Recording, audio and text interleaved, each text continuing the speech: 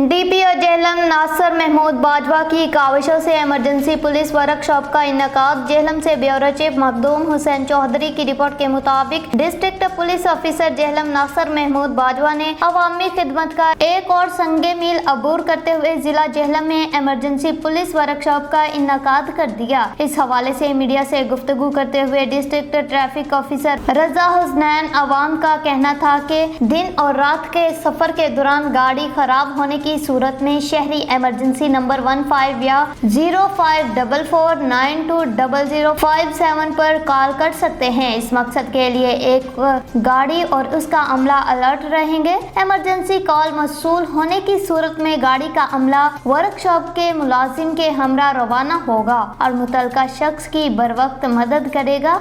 अवामी हलकों की जानब से डीपीओ जेहलम नासिर महमूद बाजवा के इन इक़दामात को बेहद सराहा जा रहा है।